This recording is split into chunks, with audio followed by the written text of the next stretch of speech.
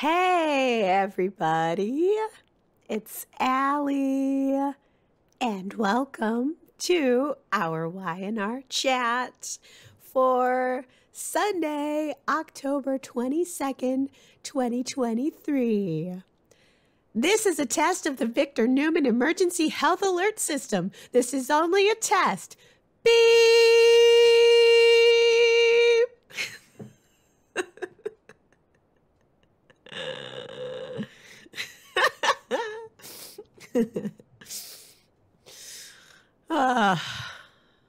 How exactly are Victor's three most important children supposed to pass this test exactly? That's what I'd like to know. It seems there's no passing. Care about Dad's health? You failed. Try to get him some help? You failed. Protect Newman Enterprises? Fail. Don't protect Newman Enterprises? Fail. What do I have to do to pass the latest test, Dad?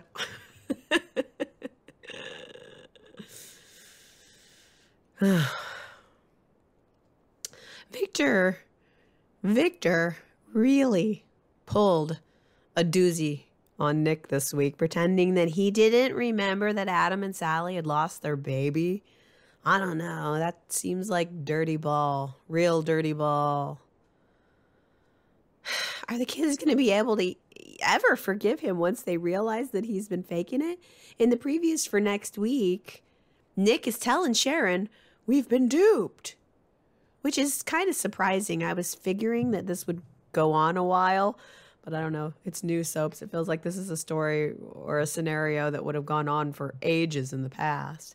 Maybe Nikki just turns right around and tells the kids the truth next week.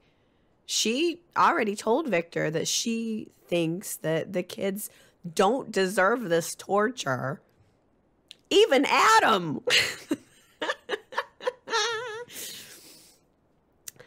Did you see all of that repressed sexual attraction that Nikki had for Adam this week?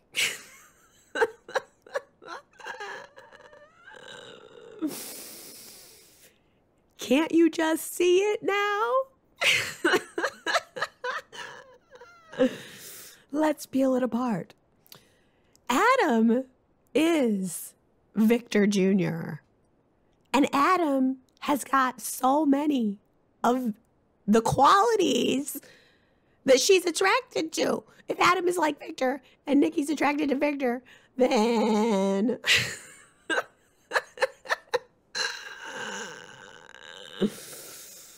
Because Adam tried expressing concern this week for Victor, and Nikki gave him a tongue lashing, which is less than she's been secretly thinking about doing to him. God, I love my new plaything.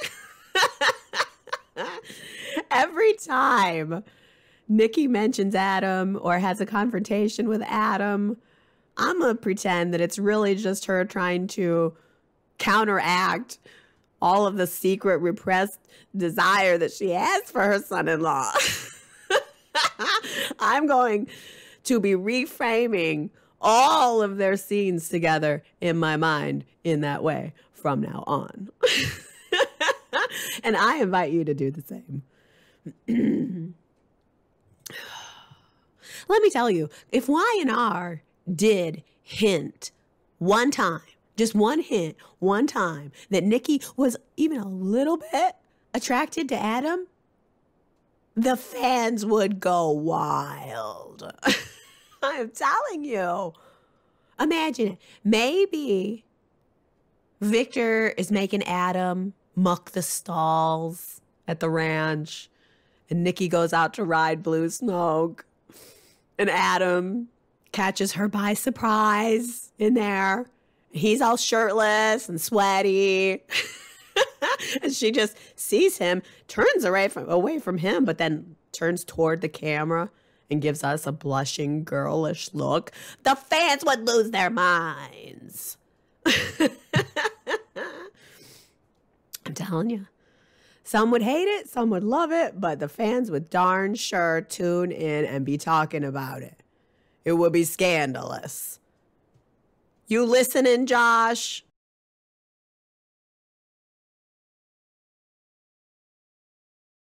Claire met Victoria this week, and Claire also met Victoria's boyfriend this week. Starting to wonder if Claire could be a secret, long-lost Newman daughter. Like maybe Claire is going to be someone bright and shiny and new that Victor could put on the throne at Newman Enterprises to drive his other children crazy. That is Victor-like. That would be a Victor move. And it would drive Victoria double crazy if Claire's going to have her job and her man at the same time. I don't know. I mean, I saw Claire and Nate bumping into each other, and I don't know if I want that. But I like Victoria and Nate, but I know that they're not a popular couple, and you guys don't like them. So maybe this is Y&R's first hint at a Nick and I did it. Nate. Nate and Victoria breakup.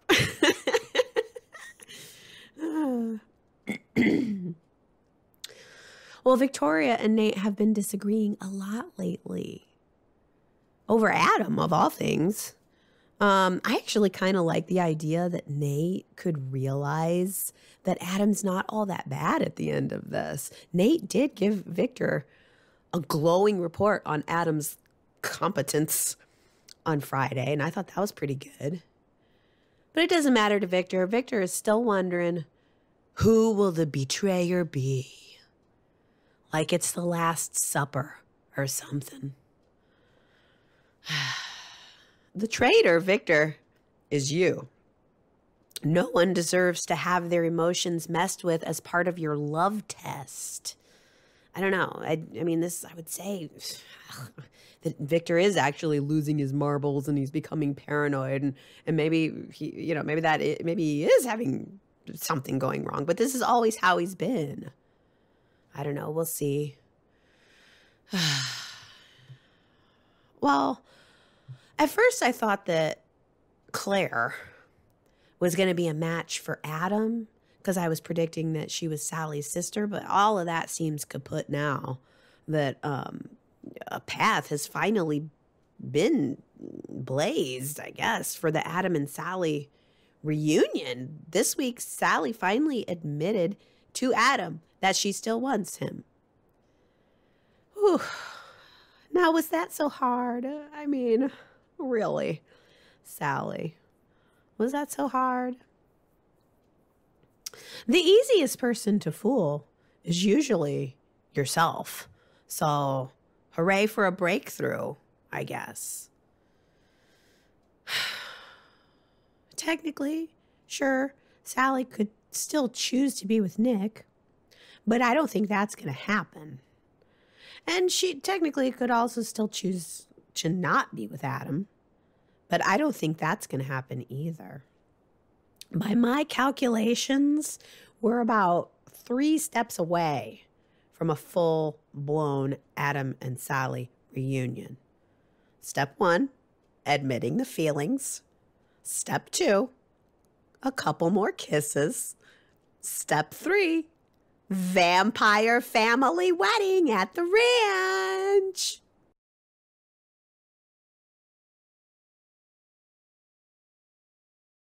Next week, Christina's back. Wow. Christina's back. With tears in her eyes, though.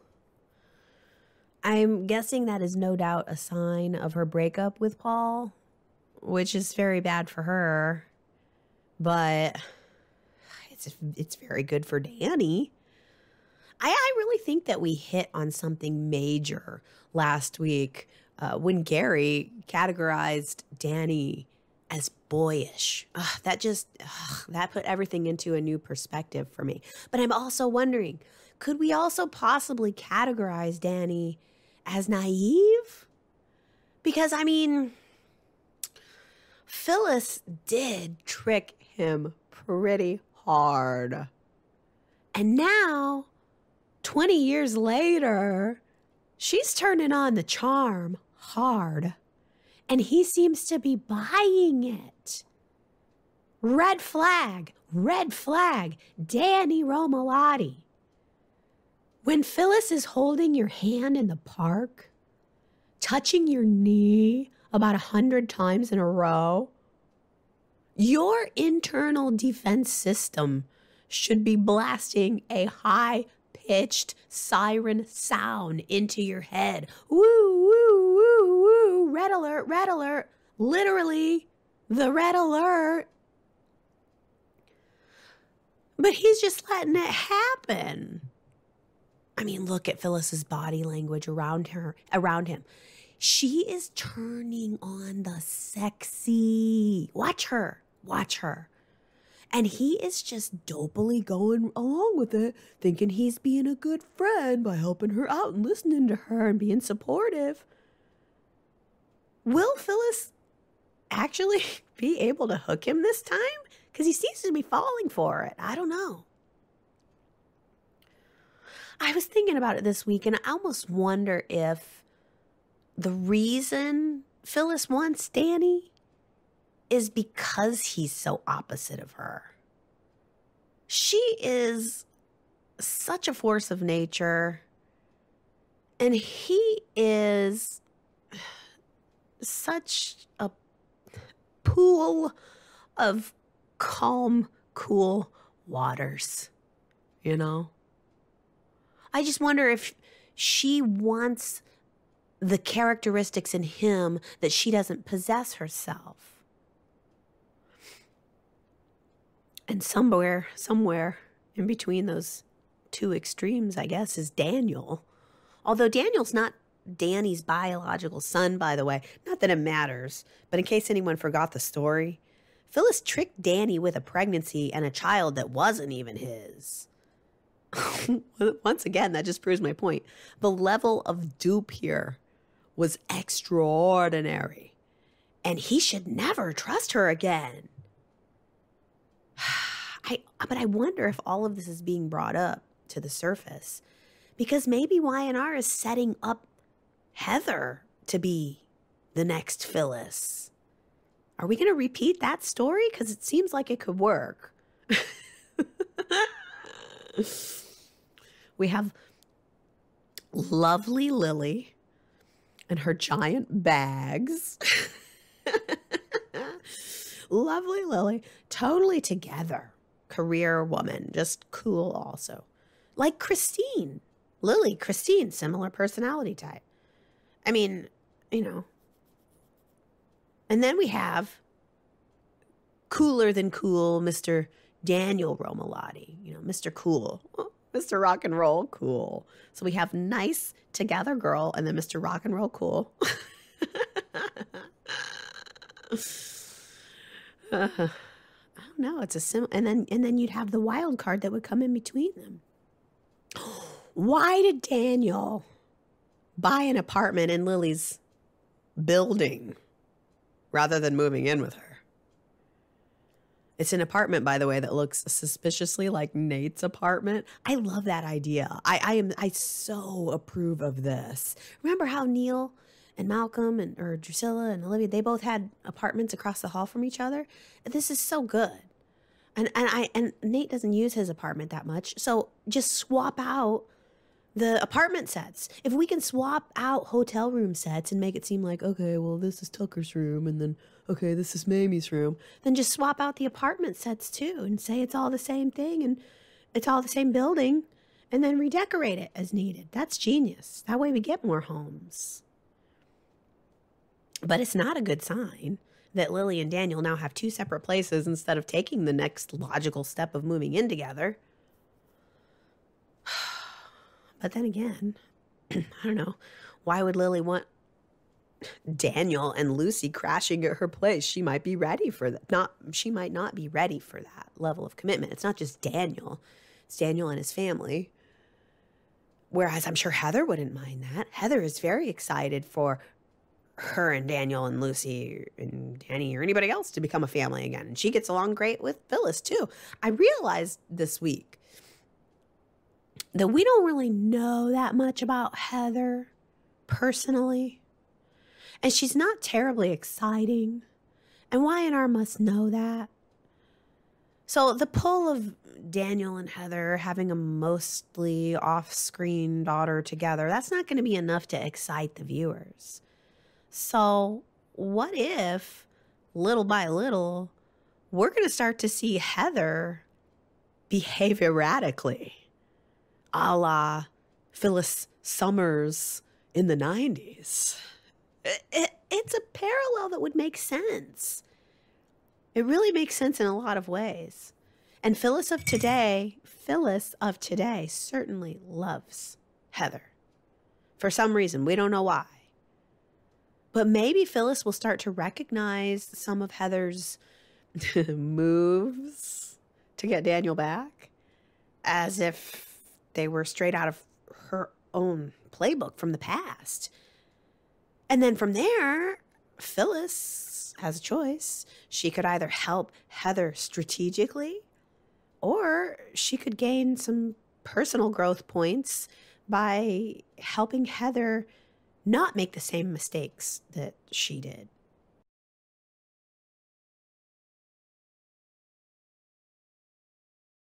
Phyllis knows a bad girl when she sees one.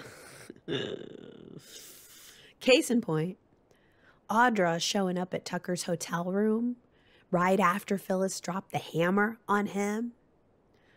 Oh, if you're going to double cross a tech whiz, then you better be prepared to get hacked, Tucker. By the way, I love that Phyllis is quietly working her day job and poo-pooing her boss's computer science degree. I mean, dang, Phyllis has been in the trenches, hacking computer systems to change paternity test results for decades now. She don't need no stinking computer science degree. She has real world training.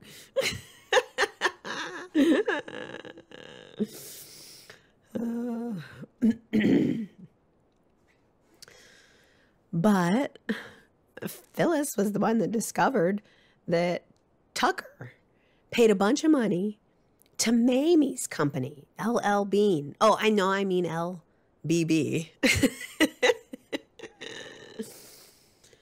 And so we got confirmation this week that Tucker and Maime are in cahoots to take over Chancellor Winters. And wouldn't it be beneficial for Lily and Devon to have this information, says Phyllis. I thought it was interesting that Phyllis didn't really ask anything of Tucker, even after she had that information, that blackmail information. She just told him to leave her alone. I have this information on you and you better leave me alone. And I'll drop it if you don't stop messing with me. I'll let everybody know this. And I'm sure she will have a reason to let everybody know it in the future. She'll bust him out eventually. Maime spent some time on Friday trying to convince Lily that she's a kindly old lady. Kindly old Aunt Maime. Just here for her family and nothing else. But, oh man, she also had too many drinks this week with Nate. I think she was a little buzzed by the end of that because she was giving some real big talk for someone who has a small stake. Talking as if Jill weren't even a factor anymore. So that's what she thinks is going to happen. She thinks Jill's gone. And the winners are just going to take over. The winners are the ones doing all the work anyway. Jill just wants to be off spending her money. How dare she, at this point in her life, be off spending her money? We should all be so lucky. Yeah, seems like getting Jill out of the way is what Tucker and Maime have in common. Tucker showed up uninvited in Maime's hotel room on Friday to unnecessarily discuss the details of their plan. Tucker dared to try to tell Maime that she shouldn't be bringing Nate back to Chancellor Winters, but whatever, she put him right in his place in the most charming but forceful way possible, like bopping that head, working those curls with every line she said.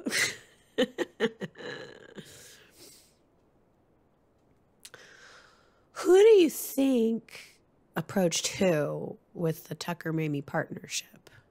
Because Jill called Victor this week and asked him that question, but he didn't answer. Maybe he'll answer next week. No, I don't know. It had to have been Tucker, right? This is Tucker's plan, right? He probably approached Maime and said, okay, here's my idea. Wouldn't you like to have revenge on Jill? All you have to do is be my Trojan horse. You can pretend that it's your money footing the bill, but really it's me, which means I am the owner and I want to take over the company someday. But oh yeah, you can reunite your family in the process and we can let Devon and Lily run it. Because Devon's my son and that's what I care about. I mean, I'm sure that was his story, but I would have preferred if Maime came up with this plan on her own and was not connected to Tucker at all. I was disappointed by that. I want to believe that Maime has got her own thing that she can pull off on her own. And also, I think Tucker has got his fingers in way too many pies right now. I'm just starting to like him less. It's becoming too much of a good thing, like an oversaturation. He's got takeover plans for 2 companies in the works, Chancellor Winters and Jabot. He needs to take over them both. I mean, that is a lot of plotting and planning.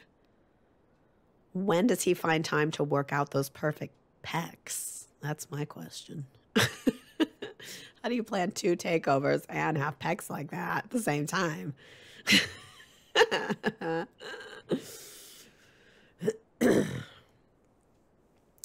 Devon and Tucker had a long conversation on Friday. Devon tried talking to Tucker about how he's in too many scenes right now. Tucker, you're in too many scenes. And it almost seemed to work because it's like the softer version of Tucker, the guy who was just in the background laying down snark. That guy came back for just a moment when he was talking with Devon and when he tried reconciling with Ashley and she turned him down. Oh, it's like Ashley was his actual conscience or something.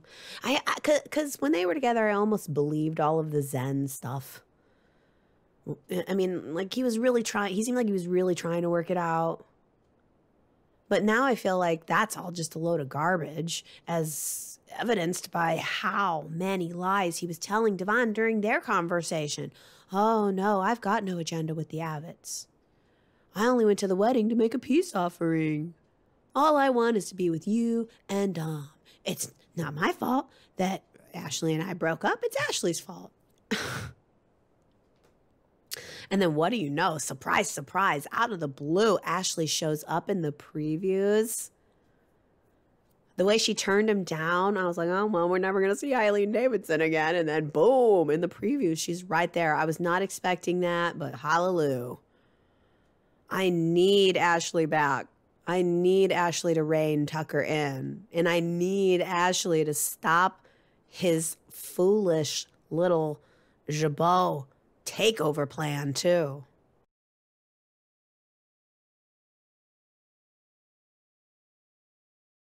Kyle has always been a waffler, but now he's flipping like a pancake, too.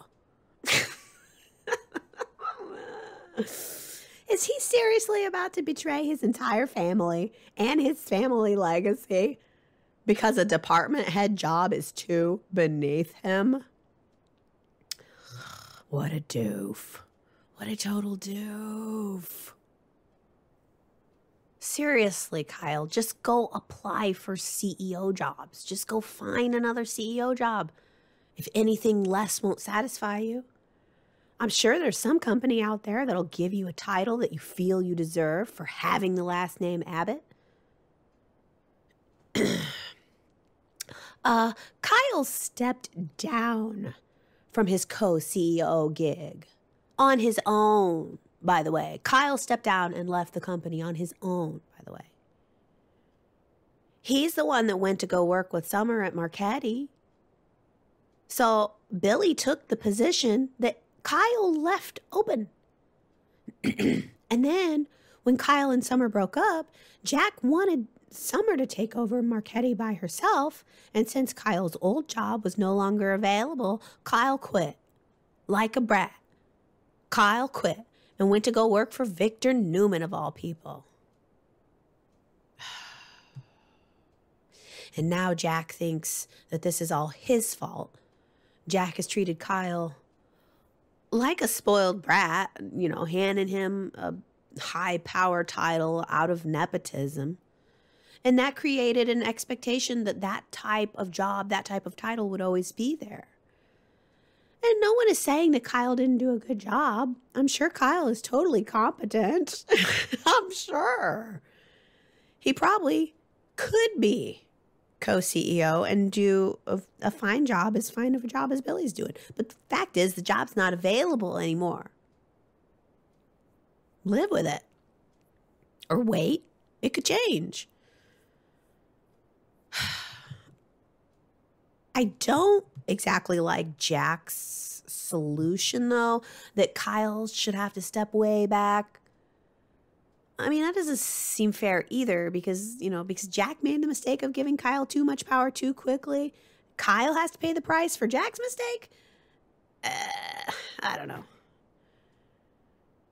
And then when Kyle overheard Jack saying all of that to Tracy, that's when Kyle went right to Audra, and now he's poised to take her up on her Jabot takeover plan. We haven't seen him accept that offer yet, but he probably will.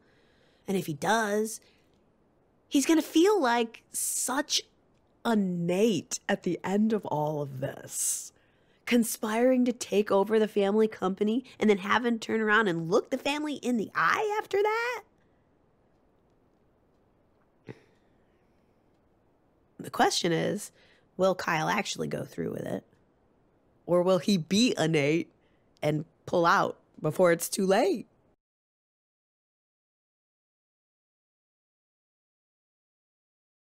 Peace, love, and forgiveness, my ass. I couldn't believe it when I heard those words come out of Diane's mouth last week. I'm guessing you guys were a little shocked by that line, too, because practically everybody guessed that it was Diane commenting on Tucker and his plant. Peace, love, and forgiveness, my ass. Congratulations, Henry, Nancy, T. Nicole, Hannah, Nina D, Daisy, Robbie, Ron, Wonderful Wendy, Dolores, Susan, Tanya, Brittany, Sharon W, Tony, and Kamna. You guys all got it. But you're not going to get it this upcoming week because there's going to be no Who Said It quote. Sorry. If you heard my web update, which hopefully you have, I am going to be shutting down the site for the period of time that I'm actually moving things over.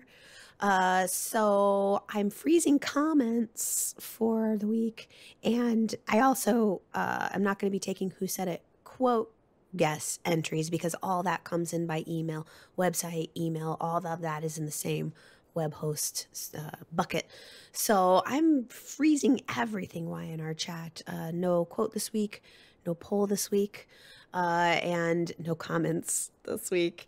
If you want to hear the longer explanation of that, be sure to go and listen to my update, which would have been the first thing that you saw in your feed today.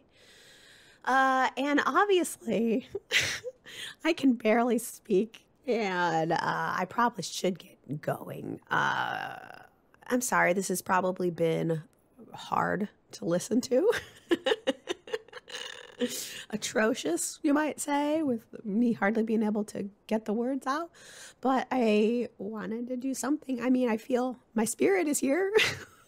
My spirit is here, but my voice is not working.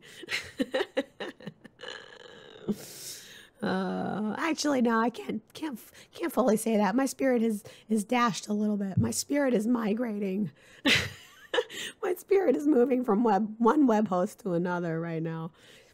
And it is a massive undertaking. And it probably has dragged me down physically. I think my physical health is not very good right now. Oh, well, it will pass. So, again, go listen to the web update because, and I'll say this again because I think it's worthy. If you cannot find me this week, next Sunday, if you cannot find me on the 29th, go to YouTube. I'm hoping to have everything migrated and fixed, hopefully by the end of this week, this upcoming Thursday is my goal. Thursday, Friday is my goal. But if something goes wrong and you can't find me next Sunday, just go to YouTube. That's the most important thing to know. And also know Y&R chats are going to be abbreviated probably for the next couple of weeks while I continue to work on this massive project. And also, obviously, to physically recover. But I know all that will come. I love you guys. I hope you have a good week. I won't talk to you and you won't talk to each other at the website. But again, feel free to use YouTube and we'll get back up and going as soon as possible. Everybody, I love you. Have a good one.